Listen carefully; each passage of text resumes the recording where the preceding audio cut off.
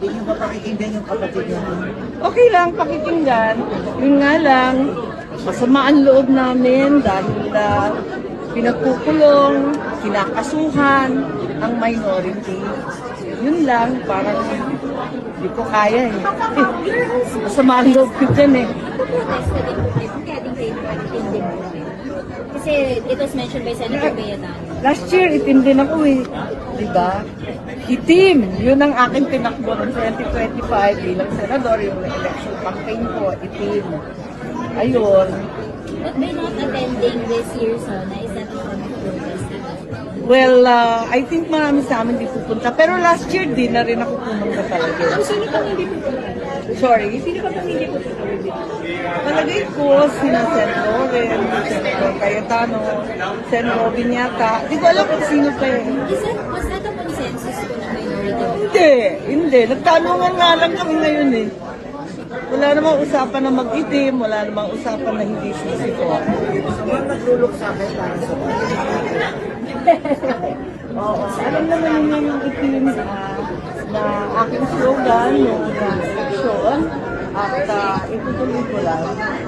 Laban ng tama, itama ang mali. Yun, laban ng tama, itama ang mali. 2025, yun ang sinasabi ko. At hanggang ngayon, sobrang dami pang kinakailangan itama. Thank you, ma'am. Thank you, maraming salamat po. Sabi ni Bibi Sara, tanggalin na lang.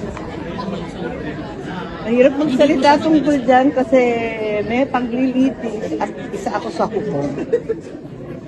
Ma'am, with the divided Senate po, sa tingin niyo po ba, ano kaya may ma-achieve po ba, maipapasa po ba ang mga measures katulad ng binanggit ni Senator Lincoln?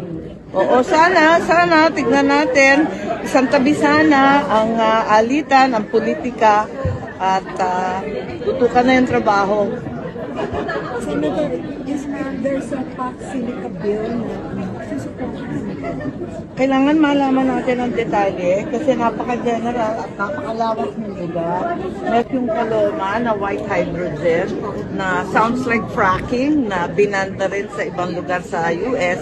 Kaya nais natin makita kung talagang mapipinsala ang ating kalikasan dahil ang balita talagang kasama din doon yung mga critical minerals, yung tinatawag na rare earth, kasama rin doon ang galon-galon na mauubos ang tubig sa buong Central Luzon. Kabanbayan yan ng ating palay at lahat ng iba't iba pang tinatanim.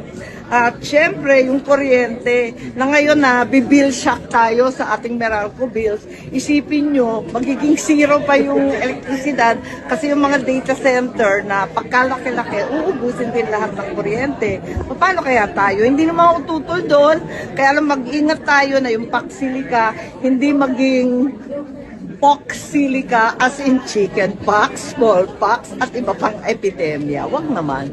Ma'am, ano yung na-expect niyo po sa continuation o mahiya naman kayo proclamation or statement ni President? Di ba hindi naman kasi ng build up doon sa kaso kay former Speaker Martin, panay ang build up. Natawa nga ako kasi yung ombudsman nagre-recommend sa sarili na file charges.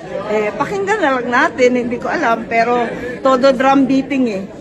Thank you. Magpipicture na po si Ma'am sa minority. Thank you.